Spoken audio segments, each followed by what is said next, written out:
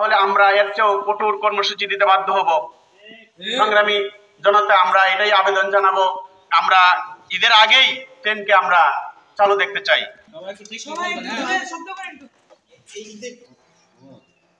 বারহাট্টা সচেতন নাগরিক সমাজ এবং বারহাট্টা উন্নয়ন ফোরাম কর্তৃক আয়োজিত আজকের এই প্রতিবাদ মানববন্ধনে উপস্থিত হয়েছেন বারহাট্টার বৃহত্তর বারহাট্টার আপামর জনগণ, সেক্রেটারি এবং অন্যান্য সদস্য সহ উপস্থিতের প্রতি জানাই আমাদের বারহাট্টা উন্নয়ন ফোরাম এর পক্ষ থেকে শুভেচ্ছা, অভিনন্দন এবং আন্তরিক সালাম। আসসালামু আলাইকুম ওয়া রাহমাতুল্লাহ। সুপ্রিয় সচেতন জনতা, আপনারা জানেন আমাদের নেত্রকোনা তথা বৃহত্তর ময়মনসিংহের গুরুত্বপূর্ণ একটি রেলপথ, সেটা হচ্ছে মোহনগঞ্জ থেকে ময়মনসিংহ পর্যন্ত। আমাদের যতটুকু মনে পড়ে, আমরা এখনো দুনিয়াতে আসিনি, আমরা জন্মগ্রহণ করিনি, তখন থেকে মোহনগঞ্জ থেকে ময়মনসিংহ পর্যন্ত এই লোকাল ট্রেনটি যাতায়াত করে। কিন্তু বিগত আপনার 24শে ডিসেম্বর থেকে এই ট্রেনটি পূর্ব কোনো ঘোষণা দেওয়া ছাড়াই এটাকে বন্ধ করে দেওয়া হয়েছে। আপনারা জানেন আমাদের এই হাওড় বহর অঞ্চল, আমাদের শুধু নেত্রকোনার মানুষ এই ট্রেনে যাতায়াত করে না।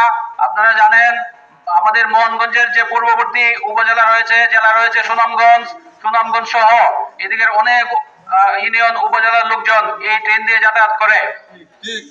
এবং আপনারা এও জানেন যে আমাদের বাংলাদেশে যত রকম সড়ক পথে জার্নি রয়েছে, তার মধ্যে সবচেয়ে সুন্দর আরামদায়ক জার্নি হচ্ছে ট্রেন জার্নি, ঠিক কিনা বলেন?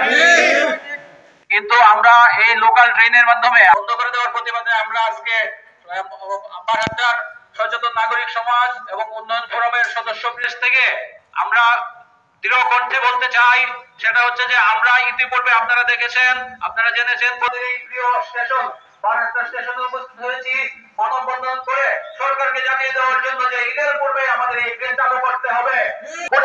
কঠিন ভাষায় প্রত্যাখ্যান করতে চাই। এর কারণ হচ্ছে যে আপনারা জানেন আমাদের এই ট্রেনগুলি যে চলাফেরা করে লোকাল হোক আন্তর্জাতিক ইন্টারসিটিতে আপনার টিটি নিয়োগ থাকে, তাদের দায়িত্বটা কি? তারা কেন টিকিট চেক করেন না?